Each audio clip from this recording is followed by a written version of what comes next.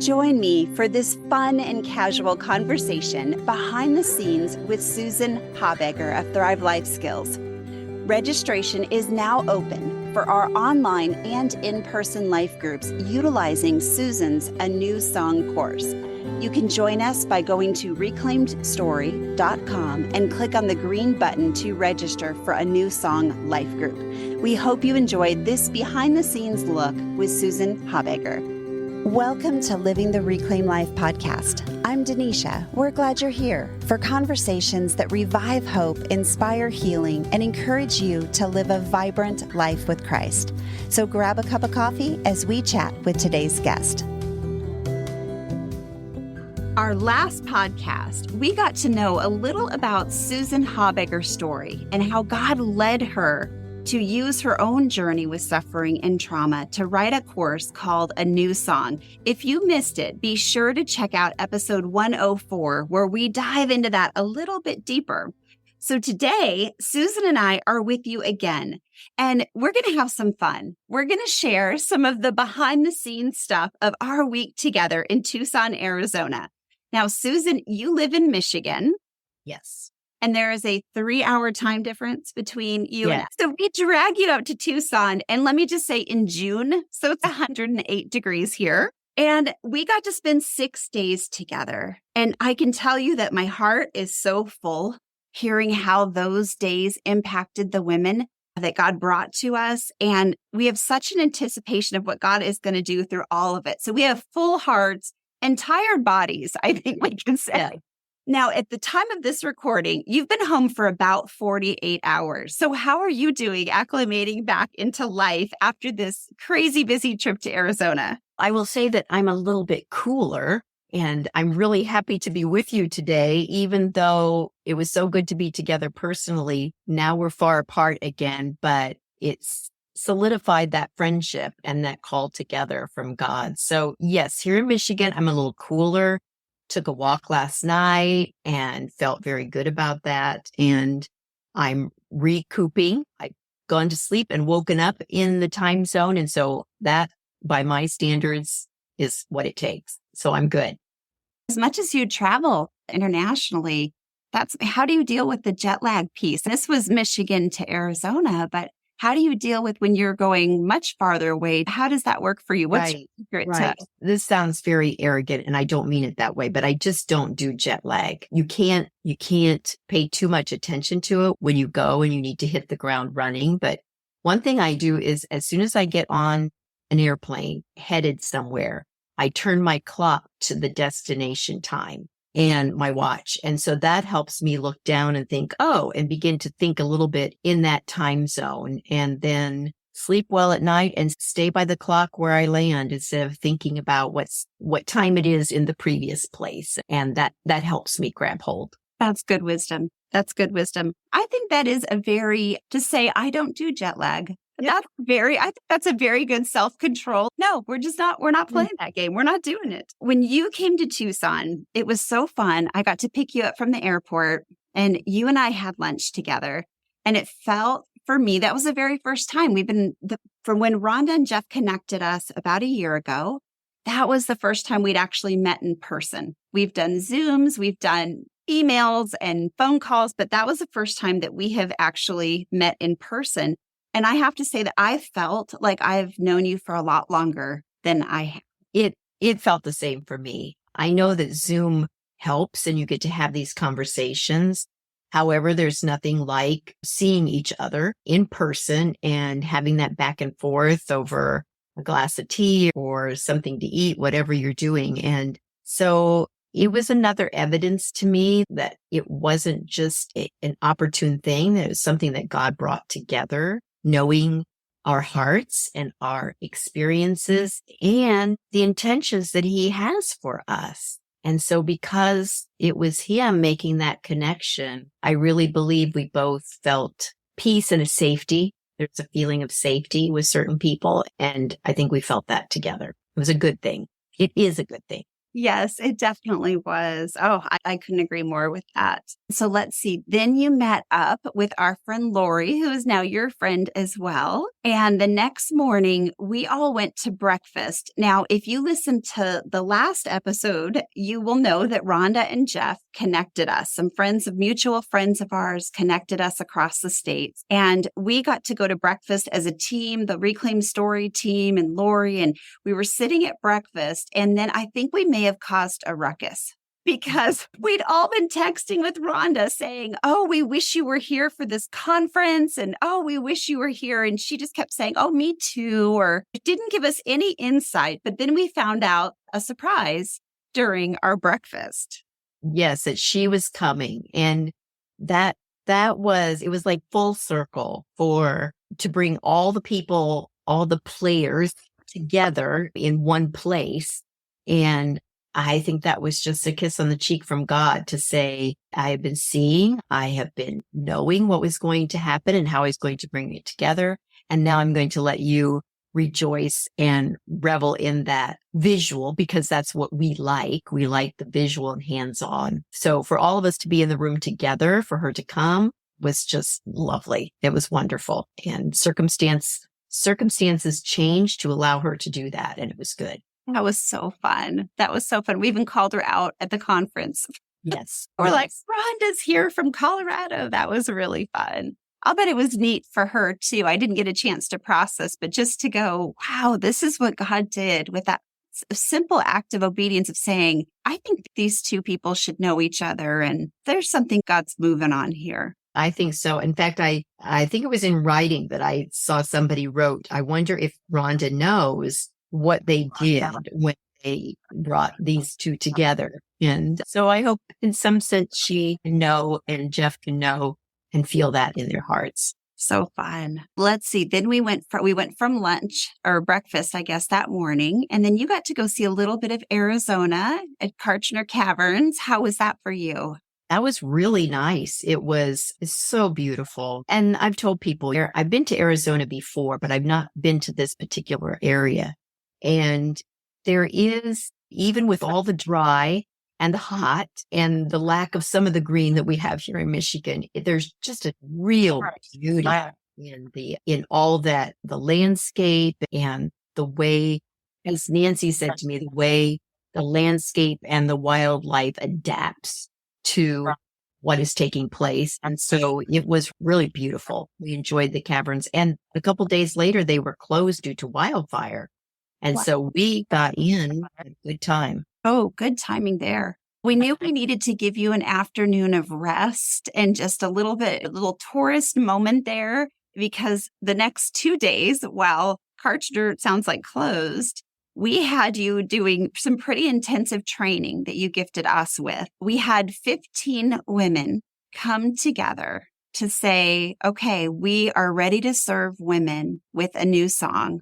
To take your course, a new song. I believe there were 2 layers presented during those days. So you had a little bit of rest, and then you were on a speed train with us. It was so awesome. But 2 full days, I think it was like 15 hours total to prepare us to be able to lead these life groups that are coming out. And maybe just share a little bit about your experience of the training. I could share a ton of stuff because I had so many personal aha moments and moments where I thought, oh, I can't wait to watch this unfold in the lives of the women that we serve. But what was the training like for you as you just poured out so much into such a short amount of time, really?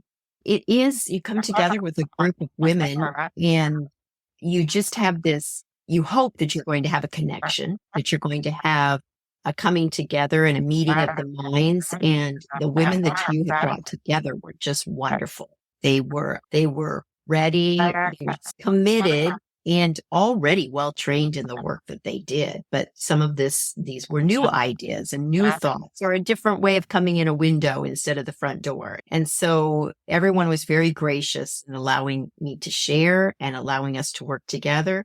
So a part of the time they were considered participants in a small group to do some of the activities, learn about some of the tools that we might use on our journey.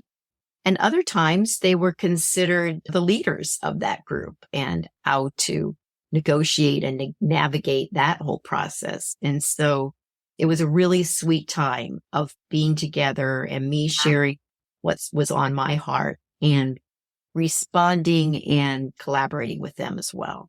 One of the many things that was a takeaway for me from that training was that we aren't there to fix it. As we lead these life groups coming up, we are not there to fix it for someone. And I love that you empowered us to sit and just walk alongside. What you taught us, Susan, was such a beautiful reflection of really what I believe that the Lord does, is he sits with us in it. He's fixing things, he's doing things, he's planning behind the scenes, but we're not God. And isn't that wonderful? Yes, it is. Yes, it is. We just get to sit. We get to sit with the women and not feel there has to be some fix. And so I think that's really encouraging. If I were a woman who was considering attending a life group with these trained leaders that you spent 2 days with, I would think, oh, good. Nobody's going to try to make a quick fix, give me pat answers, that they're just going to be with me along the journey and allow me to explore and discover what God has for me in that. And I think that was a huge takeaway for many of us. I think that's really important because it calms the heart of the person who is in the suffering and the expectations that might be put on her. And it also, in many ways, calms the heart of the leader because you know that this is not a time when you have to, as you said, come up with all the answers. We don't have all the answers. So when we try to create them, we often do very poorly and get ourselves into trouble. So it's a good time to just take a deep breath and sit for a while and then discover the ways forward as we move. In that room, as you were teaching this wonderful new thoughts, new ways of going about things, new ways of looking at suffering in our stories, and as we serve the women that the Lord brings to us. In that room, we also had 3 ministry collaborations who have joined us for training, and they are also going to be implementing a new song course within their organization under the leadership of Reclaimed Story. And I know one of our gals is going to be using it with her staff. One, we are going to be in collaboration with a local church to host the in-person group through their church. And also our good friends, which you got to go visit on your way to Kartchner Caverns, Intended Hope, and that they're going to be utilizing a new song as they serve women coming out of domestic violence circumstances. And so there's such a cross-pollination of ministries going on. And did you think that was going to be somewhere the Lord was going to take you when you sat down in 2013, 14 and began to put this course together? Oh, I would say no. My thoughts were not in that place at all. I think at that point in time, I was doing what God had put on my heart, and my mind and my emotions were not strong enough to even think that far ahead at that point. But the way I saw it as something that I was going to use. And as I did that, I saw value in it.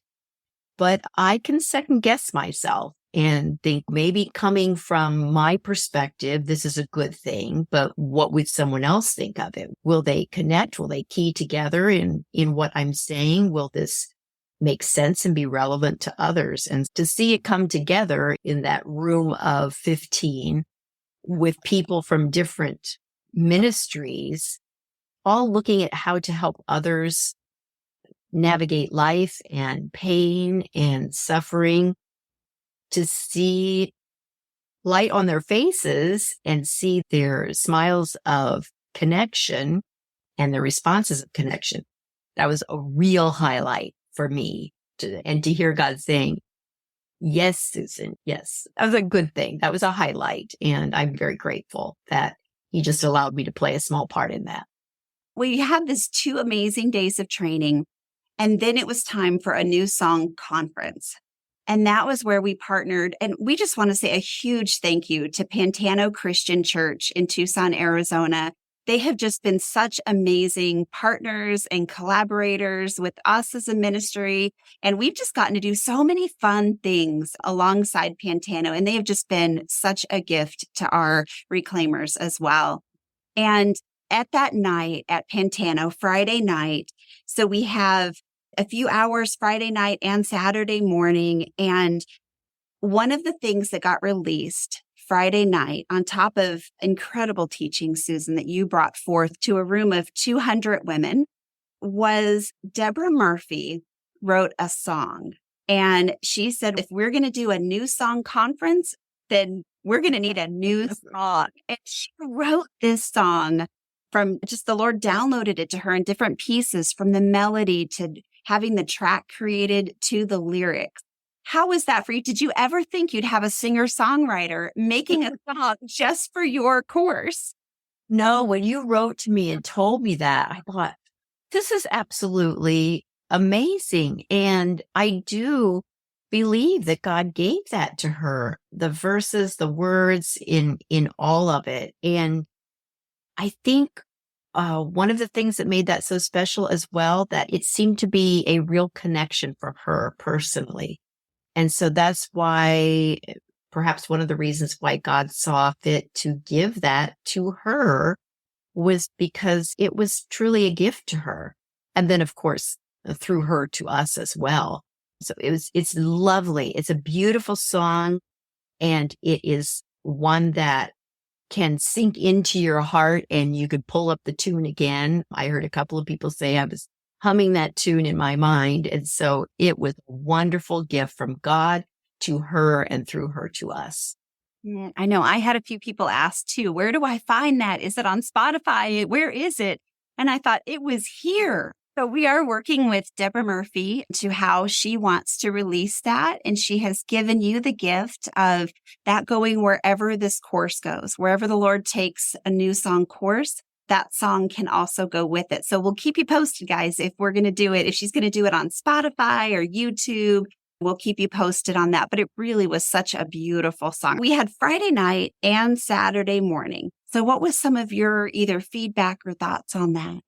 It, again, having all those women together in that room around tables, and we were close together, which was nice for us all to be in close proximity. And to once again know that I believe God called each one of those, drew them there, each woman there. And so to be able to look at faces, to see faces and see them responding or shaking their head, then is a wonderful way of connecting and knowing that this idea of suffering needs to be talked about, and it needs to be talked about in a way that is actually touching how we're living through it. So sometimes we want to give, as we've talked about, the answers or the steps to get through it, or how to do it in a godly way, which means sometimes a prescription of how we're going to show ourselves to others. And so I think it was something unique to come together and say, we're going to talk about this in a way that is real. And we're going to talk about this in a way that might be raw. And so I loved being there with the women. And I think there's strength in that as well, for us all to say, here we are, we've all suffered in some way. We are not going to compare our suffering, mine to yours. We've all suffered, or we are suffering. And in that, we're coming together to find a way forward. We're going to do that not as a victim, but with courage and peace and hope. So I think even though we were talking about suffering, there was also a lot of laughter and there was joy together. And that was a beautiful thing to see. Sure was. It sure was. You have blessed Tucson, and we never know the ripple effect that God is going to do through what he has given you and your yes to come out here to the hot desert in the worst time of the year to visit. But we're so glad for your courage and the hope that you've brought us in that. So what is next for you? What's next on your schedule, if you could share? Yes, right now I am preparing to leave for Ukraine in July. I will be there for just 10 days. but it will be a time of teaching and encouraging about moving forward through suffering. As we know, they are experiencing this so much. So there will be people coming from around Ukraine. Where I will be is in a safe area in the western side. So I will be there, and I'm looking forward to that. That will be a new location in the world for me. I have not been to Eastern Europe before. So I'll do that and then come back and prepare for 2 later trips in the year to Uganda and Ethiopia. But right now my sights are set on Ukraine. We can't wait to follow your journey and to see what God has planned for them as well. I'm also looking forward to all the things that we are going to do together with Reclaim Story. So even though I'm going to these places, there's now a new thread being woven through, that this was not just a one-time event for us to be together, but we can see the ways that God is weaving our ministries together. And I look forward to that. Oh, so do we. We sure appreciate you. I know that people might be listening and thinking, oh, I want to know more about how did this go? How was your trip to Ukraine? How can they find you and how can they get on your newsletter? The best way is to go to thrivelifeskills.com. That's our website, and there's opportunity there for you to sign up, to even send a message to me through the contact, or just to sign up for our newsletter. And you can always email me as well at susanh@thrivelifeskills.org. So good. Here we are, past this incredible week of training, of conference and celebration, and registration is open for a new song life group. And we're going to have one in person and one online. And this is going through Susan's course, A New Song.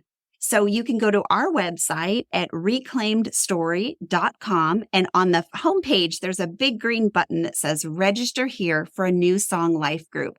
And wherever you are in the world, we would love to have you. We're so excited to be able to offer our first Zoom session so that we can meet up with our reclaimers that are all over and also have an in-person one in Tucson, Arizona. So we want to invite you to join the journey to singing a new song. And we hope that we will see you there, and also check out Susan's website and stay connected with her as well. This definitely won't be the last time you hear from Susan from Reclaim Story. In 2 weeks, we are going to have some time where we know a lot of you didn't get to make it to the conference. And so if you're in other parts of the country or the world, we want to give you an opportunity to hear some tidbits of some things that Susan shared and more on the next podcast episode in 2 weeks. So we'll see you there, same time, same place. Thanks for listening. I pray you found hope in today's conversation and maybe even feel a little less alone in your story. Stay connected with us on Facebook and Instagram at Reclaimed Story. Want to learn more about living a reclaimed life and how you can be a part of our growing community of reclaimers? Check out our website at reclaimedstory.com. All of those links and more will be in the show notes. And if you enjoyed this inspirational podcast, be sure to subscribe, rate, and review. Not only will you be the first one to know when new content comes out, but it is also a huge help in helping us reach more people to live the reclaimed life.